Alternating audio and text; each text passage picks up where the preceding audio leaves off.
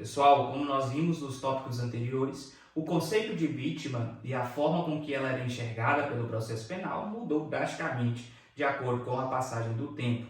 Nós verificamos diferentes estágios de compreensão da vítima no processo penal e nós estamos ingressando em uma outra fase que é chamada da fase do resgate.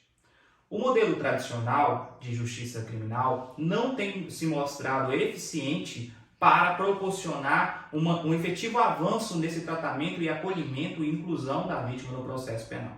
Nós podemos verificar que o nosso Código de Processo Penal, ainda da década de 40, traz dispositivos que não são compatíveis com uma ideia de proteção à vítima enquanto um dos objetivos do processo penal. Nós podemos citar, e está no nosso material de apoio, a própria possibilidade de condução coercitiva da vítima, o que é um mecanismo que pode gerar revitimização, de vitimização secundária.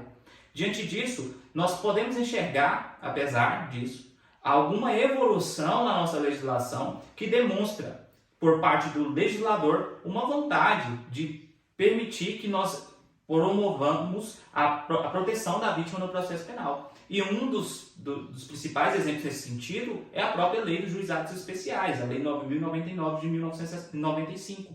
É uma lei que traz ali a participação da vítima, principalmente através da composição civil dos danos, de protagonismo do processo como não se via antes na nossa sistemática processual. Então, essa lei que está no nosso material didático é um marco importante nesse processo, mas que não é suficiente, principalmente pelo seu âmbito de aplicação restrito, que é ali para as infrações de menor potencial ofensivo.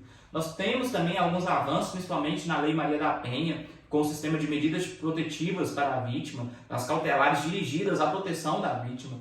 Então, é um avanço significativo. E em 2017 nós tivemos o Sistema de Garantias dos Direitos da Criança e do Adolescente que são vítimas ou testemunhas de violência, que estabelece mecanismos que visam evitar a revitimização, exemplo do depoimento especial e da escuta especializada. Então, nós verificamos ao longo do tempo alguns avanços legislativos nesse sentido, mas que ainda são insuficientes diante de uma necessidade de alteração do próprio procedimento para o efetivo acolhimento da vítima.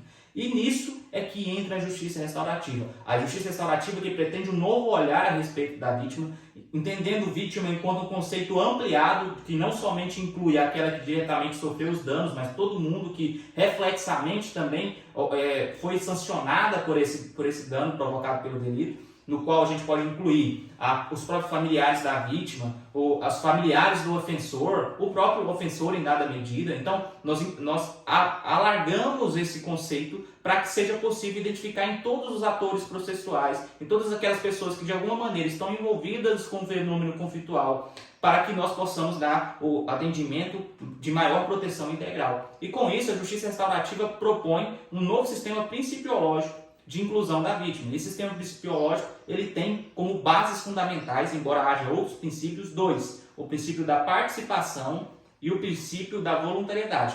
Participação, porque a toda pessoa que foi lesada pelo delito deve ser possibilitada a participação nesse processo, através, por exemplo, de ciclo de construção de paz, de acordos restaurativos, e voluntariedade, no sentido de ninguém ser obrigado, enquanto vítima, a participar do processo. Não é compatível com esse sistema, por exemplo, a própria condução coercitiva da vítima, tendo em vista que a participação da vítima no processo deve ser voluntária. Então, há um novo sistema principiológico inaugurado pela Justiça Restaurativa, está no nosso material didático e eu convido a vocês a conhecê-los para que nós possamos cada vez mais edificar essa cultura de paz no judiciário brasileiro.